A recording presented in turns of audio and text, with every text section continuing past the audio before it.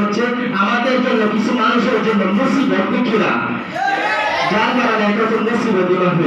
এই জন্য দেখবেন সব সময় সব জায়গায় গল্প গুজব আড্ডা লিপ্ত, কিন্তু এখানে এসে আবার ব্যায়াম শুরু। এই জন্য বলবো যতক্ষণ পর্যন্ত আসেন হুজুরের মাথা হাতে থাকবেন ইনশাআল্লাহ। আজকে বিস্তারিত আলোচনা করার সুযোগ নাই, মহলত নাই। আলোচ্য বিষয় ছিল মুহররমের গুরুত্ব ও তাৎপর্য সম্পর্কে।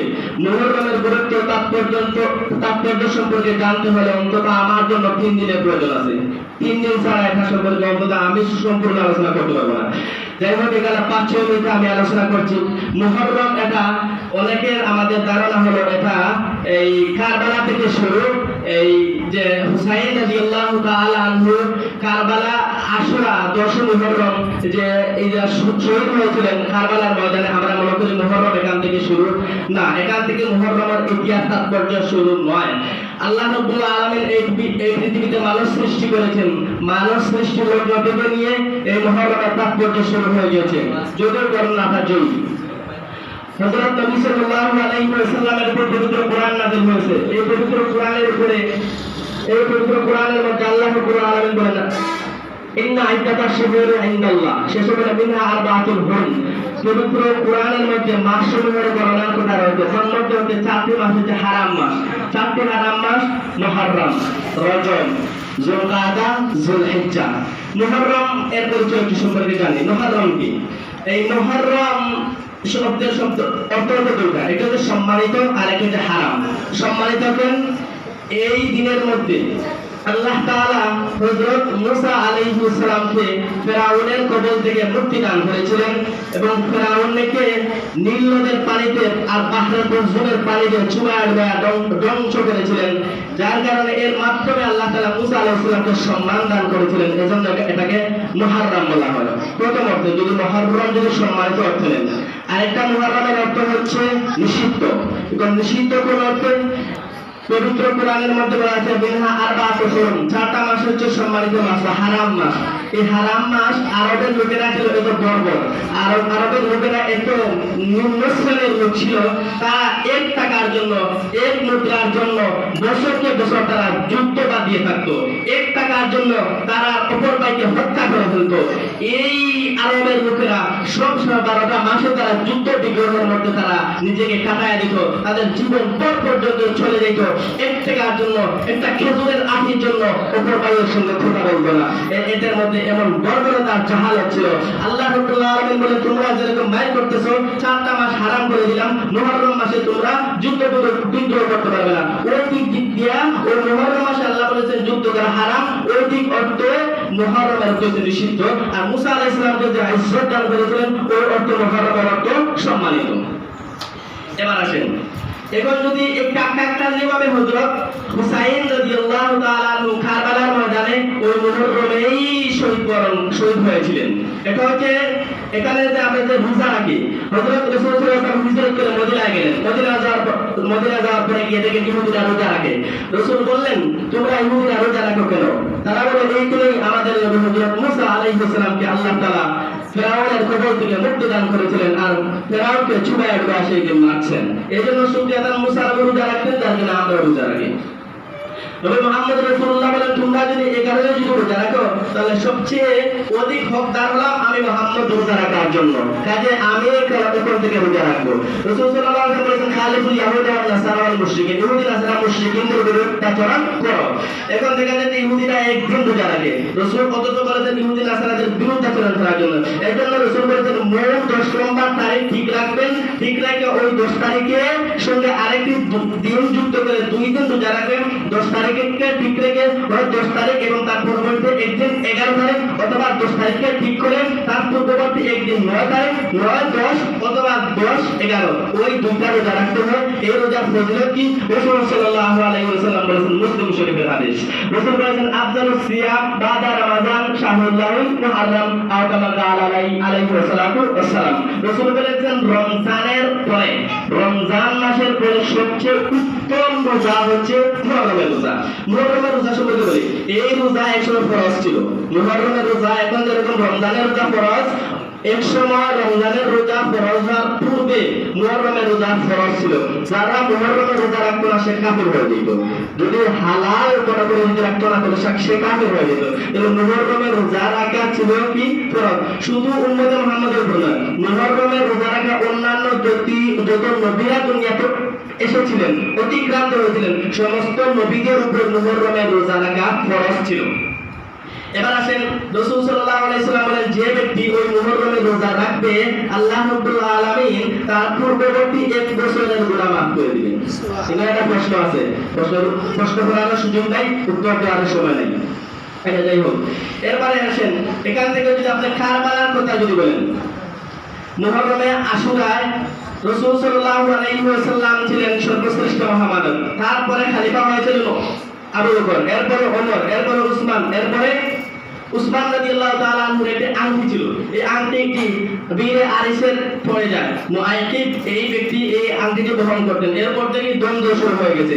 উসমান রাদিয়াল্লাহু তাআলা আনহুকে কিছু ষড়যন্ত্রের তুহমত দিয়ে তাকে হত্যা করা হয়েছিল। হত্যার মধ্যে ছিলেন আবু বকর রাদিয়াল্লাহু তাআলা আনহুর ছেলে। যখন তিনি দেওয়ার তরফে আবু বকরের ঘরের মধ্যে প্রবেশ করলেন, উসমান রাদিয়াল্লাহু তাআলা আনহু দাঁড়ির মধ্যে এরকম ধরলেন। উসমান রাদিয়াল্লাহু তাআলা আনহু বলেন, হে আব্দুল্লাহ, আবু বকরের ফুলা, তোমার বাবা যদি থাকতেন আর আমার সঙ্গে যে কর্মকাণ্ড করতেছো তোমার বাবাকে সেটা বরদাস্ত করতেন। সাথে সাথে আবু বকরের ছেলে আব্দুল্লাহ সেখান থেকে চলে যায়। এরপরে আরো কিছু কয়েকজন আসুন দুর্বৃত্তরা উসমান রাদিয়াল্লাহু তাআলা আনহুকে ছোট করে ফেলেছে। এমন উসমান রাদিয়াল্লাহু তাআলা পবিত্র কোরআন তেলাওয়াত করতেছিলেন। হযরত উসমান রাদিয়াল্লাহু তাআলা আনহুকে এমন ভাবে জড়ো করেছে, ফিসকা দিয়ে পবিত্র কোরআনের আয়াতের উপরে রক্ত পেয়েছে। যে আয়াতের উপরে রক্ত পেয়েছিল সে আয়াতটি ছিল ফাসায়াকফিকা আল্লাহু ওয়া সামিউল আলিম। এরপরে উসমান রাদিয়াল্লাহু তাআলা আনহুর পরে খলিফা হবেন কে, এই নিয়ে এখন দ্বন্দ্ব শুরু হয়ে গেছে। একজন বলে আলী হবে, অপরজন বলে মুআবিয়া হবে। আলী রাদিয়াল্লাহু তাআলা আনহু শেষ পর্যন্ত কি হয়ে গেলেন, এই খেলাফতের আসীনে বসলেন। তিনি বিশাল সময় প্রায় 6 বছর 7 বছর রাষ্ট্র পরিচালনা করেছেন। এরপরে আলী রাদিয়াল্লাহু তাআলা আনহুর পরে রাষ্ট্র পরিচালনায় আলী রাদিয়াল্লাহু তাআলা আনহু আর মুআবিয়ার মধ্যে একটি মালহামা শুরু হয়ে গিয়েছিল। এটাকে বলে জঙ্গের সিফিন। এর আগে হচ্ছে জনক কুস্তির যুদ্ধ। আলী রাদিয়াল্লাহু তাআলা আনহু আর আম্মাজান আয়েশার মধ্যে আর শাশুড়ি আর দামানদের মধ্যে একটি যুদ্ধ হয়েছিল, এটা জঙ্গের সিফিন। এরপরে মুআবিয়া আর আলীর মধ্যে একটি যুদ্ধ হয়েছিল, জঙ্গের সিফিন। এখানে আমাদের যুদ্ধ হওয়ার মূল কারণ অনেকে বলে এবং তাদেরকে দোষারোপ করে। এখানে যুদ্ধ হয়েছিল একদল মুনাফিক আব্দুল্লাহ ইবনে সাবাহ খালিদি সহ, তারা উসমান রাদিয়াল্লাহু তাআলা আনহুর হত্যার ব্যাপারে তারা বিচারশীল। আলীকে গিয়ে বলল, আপনি তো ক্ষমতা আছেন, আপনি আলী সম্পর্কে যদি উসমান হত্যা সম্পর্কে এগুলো যদি আপনি বিচার শুরু করেন তাহলে আপনার রাজত্বের মধ্যে গ্লানি আসতে পারে। এরপরে ওই দুর্বৃত্তরা মুনাফিকরাই গিয়ে হযরত আমিরে মুআবিয়াকে বলল, আলী দেখতেছেন উসমান হত্যার বিচার করতেছে না, এর মনে হচ্ছে এই আলী ক্ষমতা বসার জন্য দুর্বৃত্তর মাধ্যমে উসমানকে হত্যা করিয়েছিল। এরপরে তারা যাইয়া হযরত আমিরে মুআবিয়াকে বলল, আপনি তাড়াতাড়ি আলীর বিরুদ্ধে অ্যাকশন নিন, কারণ সে উসমান হত্যার বিচার করতেছে না। উসমান রাদিয়াল্লাহু তাআলা হত্যার ব্যাপারে হযরত আমিরে মুআবিয়া রাদিয়াল্লাহু তাআলা চাইলেন তাৎক্ষণিক বিচার হওয়ার জন্য। আর হযরত আলী রাদিয়াল্লাহু তাআলা বলেন, পরিস্থিতি একেবারে গরম, যদি এখন বিচার করতে যাই পরিস্থিতি একেবারে গোলামে হয়ে যাবে, তাহলে একটু পরে বিচার করি। ওই জায়গা থেকে আব্দুল্লাহ ইবনে সাবা এবং খালিদিরা উসমান রাদিয়াল্লাহু তাআলা এবারে উসমান রাদিয়াল্লাহু পক্ষ নিয়ে তারপরে দৌড়াদৌড় হয়ে আলী এবং মুআবিয়া রাদিয়াল্লাহু তাআলাকে কাফির বলে তারা এখান থেকে চলে যায়। আর যারা চলে যায় তাদেরকে বলা হয় খালিদ আরবিতে। আর ওই জায়গা থেকে খালিদিদের উৎপন্ন শুরু হয়েছে। এরপরে বলেন এখানে যে একটা মালহামা হয়েছিল উসমান আলী আর মুআবিয়ার মধ্যে, এটা হচ্ছে জঙ্গে সিফিন। এখানে বলে সাহাবায়ে কেরামদের মধ্যে যুদ্ধ হয়েছে বলে তাদেরকে অনেকে মুসাজারা করতে যায়। এখানে মূল বিষয়টা হচ্ছে কয়েকটা গাছ যদি থাকে তাহলে গাছের মধ্যে টক্কর খাইলে একটা আওয়াজ হয়নি, অবশ্যই আওয়াজ হয়। এই আওয়াজটা হয় দুইটা গাছের দোষে না, 3 নম্বর বাতাসের কারণে। বাতাস এসে দিছে চাপ, যার কারণে এখানে আওয়াজটা বাজে। ঠিক তেমনি হবে আলী আর মুআবিয়ার মধ্যে যে যুদ্ধ হয়েছিল, এই যুদ্ধ তাদের নিতান্ত ব্যক্তিগত কারণে নয়, এটা ভিন্ন আরেকটি বাতাস মুনাফিকদের কারণে সেই যুদ্ধ হয়েছিল। এরপরে আসলেন লম্বা ঘটনা। এরপরে মুআবিয়া রাদিয়াল্লাহু তাআলা আনহু আলীর পরে ক্ষমতায় বসলেন। এরপরে ওই সময় বেজাল লেগে গেল, কে বসবে ক্ষমতায়, হুসাইন হাসান ক্ষমতায় বসবে না মুআবিয়া বসবে ক্ষমতায়। মুআবিয়া ছিল রাষ্ট্র পরিচালনার যোগ্যতা আছে, মসজিদে ইমামতির যোগ্যতা আছে। এরপরে মুয়াবিয়া থেকে হযরত হাসান রাদিয়াল্লাহু তাআলা নবীর আকরবের তুলনা উনি রাষ্ট্রপ্রধান হওয়ার যোগ্য। এখানে বিশাল কিচ্ছা কাহিনী আছে, সব কিছু বলতে পারবো না। শেষ পর্যন্ত এরকম কিচ্ছা হওয়ার পরে হযরত মুয়াবিয়া রাদিয়াল্লাহু তাআলা ক্ষমতায় বসলেন এই শর্তে যে হুসাইন ক্ষমতা থেকে ছাড়লেন যে আপনি আপনার পরে আপনার ছেলেকে ইয়াজিদকে ক্ষমতা দিতে পারবেন না, যদি ইয়াজিদকে ক্ষমতা দেন তাহলে বানচা শুরু হয়ে যাবে রাষ্ট্রের মধ্যে। এরপরে হযরত মুয়াবিয়া রাদিয়াল্লাহু তাআলা আনহু আর আলী রাদিয়াল্লাহু তাআলা আনহুর মধ্যে যে যুদ্ধ হয়েছিল একটি, এই সময় মুয়াবিয়া রাদিয়াল্লাহু তাআলা আনহু অস্ত্রে সজ্জে ছিলেন দুর্বল, আলী ছিলেন সবল। ওই সময় রোমের বাদশা সে একটা চিঠি লিখেছিল মুয়াবিয়ার কাছে যে ও মুয়াবিয়া, আমি শুনতে পেরেছি আলী এবং তোমার মধ্যে যুদ্ধ হবে, তোমার অস্ত্র কম, তাহলে আমি তোমাকে অস্ত্র দিয়ে কি সাহায্য করতে পারি আলীর বিরুদ্ধে? মুয়াবিয়া রাদিয়াল্লাহু তাআলা আনহু তখন রোম সম্রাটের প্রশ্নের জবাবে তিনি উত্তর লিখলেন, ইয়া কালবার রোম, রোমের কুত্তা, আলী একজন মুসলমান, আমি একজন মুসলমান। আলী আর আমার মধ্যে যতই সমাধান, যতই ঝগড়া হোক, বিবাদ হোক, সিয়াসতি ঝগড়া বিবাদ হোক, এগুলো নিতান্ত আমাদের ব্যক্তিগত ঘরোয়া ব্যাপার।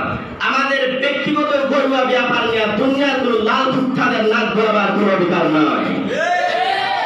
দেখেন এখানে সাহাবায়ে কেরামদের মধ্যে যুদ্ধ পর্যন্ত হয়েছিল, তারপর এরপরে তাদের মধ্যে কোনো হিংসা ছিল না, যুদ্ধ ছিল তারা ইজতিহাদি যুদ্ধ। মুজতাহিদ যদি ইজতিহাদ করতে যাইয়া যদি সঠিক সিদ্ধান্তে পৌঁছে তাহলে ইজতিহাদের কারণে এক সওয়াব, আর সঠিক সিদ্ধান্তে পৌঁছার কারণে আরেক সওয়াব।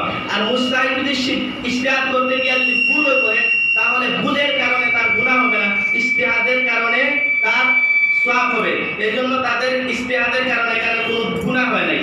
এখন যদি আমরা সবাই যদি ঐক্যবদ্ধভাবে থাকতে পারি, সাহাবায়ে কেরামদের মধ্যে যত মুশাহাজারা আমাদের মধ্যে থাকুক না কেন, আমরা যদি ঐক্যবদ্ধভাবে যদি থাকতে পারি, ঐক্যবদ্ধ প্ল্যাটফর্ম যদি আমরা যদি তৈরি করতে পারি, ইনশাআল্লাহ আগামী বাংলা ইসলামের বাংলা হবে ইনশাআল্লাহ।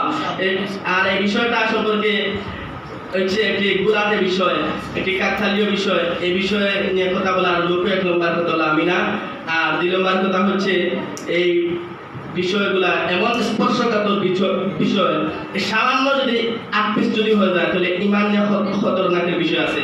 এই জন্য আমি মনে করি এই বিষয়ের উপরে দিন তারিখ ঠিক করে ভিন্ন মুশাহাজারা বা মুহাজারার একটি কারণ তৈরি করা দরকার আমি মনে করি। এখানে যা বললাম আমার পক্ষ থেকে যত ভুল, আল্লাহ তাআলার পক্ষ থেকে যত শুদ্ধ, আমার ভুলকে ক্ষমা সুন্দর দৃষ্টিতে দেখে আল্লাহ তাআলা শুদ্ধর প্রয়োজনে আমরা আমল করতে পারি। আমা আলাইনা ইল্লাল বালাগ। মাশাআল্লাহ, মারহাবা। আমরা গুরুত্বপূর্ণ বক্তব্য শুনতে পারলাম বড় ভাই আব্দুল সালাম আহমদের কাছ থেকে।